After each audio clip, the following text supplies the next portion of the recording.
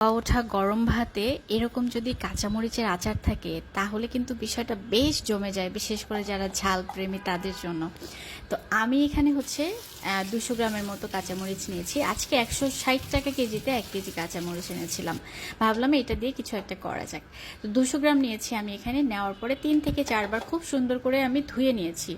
তারপর ফ্যানের বাতাসে একদম সুন্দর করে শুকিয়ে নিয়েছি, যেন এক ফোঁটা পানিও না থাকে। এরপর হচ্ছে বোটাগুলোকে ফেলে নিতে হবে এভাবে। সবগুলো মরিচের বোটা খুব সুন্দর করে ফেলে নিতে হবে, একটু কালো কালো অংশ যেন না থাকে।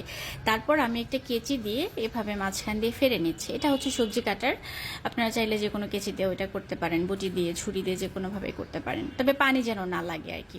তো সবগুলো হচ্ছে মরিচ আমি এভাবে ফেলে নিলাম। ফেলে নেওয়ার পরে একটু ঝাঁকিয়ে নিব যেন এক্সট্রা যে মরিচের বিচিটা সেটা পড়ে যায়, আর সাথে যেটা লেগে থাকবে সেটা থাক, সমস্যা নাই। এরপর হচ্ছে আমি আরেকটা বাটিতে এটা শিফট করে নিলাম। এরপর হচ্ছে আচারের জন্য আমরা একটা মশলা বানাবো।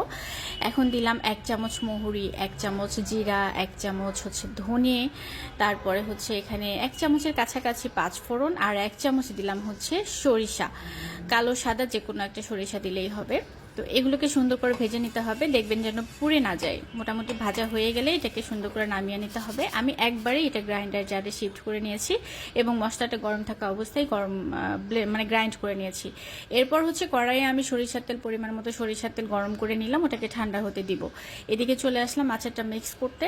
মরিচের মধ্যে আমি 1 চামচ হচ্ছে কালো জিরা, 1 চামচ হলুদ গুঁড়া, চিলি ফ্লেক্স 1 চামচ, প্রায় 1.5 চামচের মতো লবণ দিলাম। আচারে একটু লবণ বেশি হলে ভালোই লাগে এবং এটা ভালোভাবে থাকে অনেক দিন।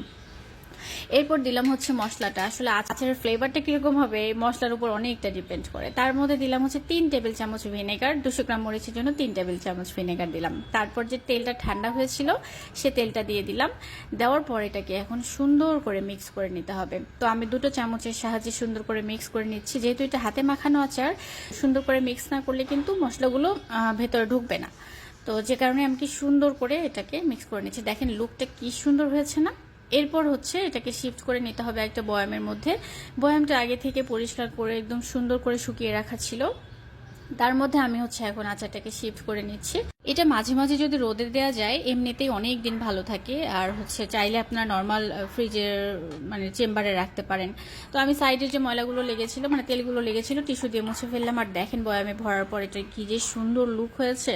আসলে এটা আমার কাছে 10 দিনের বেশি টিকবে না, সুতরাং নষ্ট হয়ে যাওয়ার ভয় নাই। আর এই যে হচ্ছে 2 দিন পর আমি আচারটা খাচ্ছি, দেখেন 2 দিন পরে কিন্তু এটার লুক আগের মতোই আছে, একটুও চেঞ্জ হয়নি।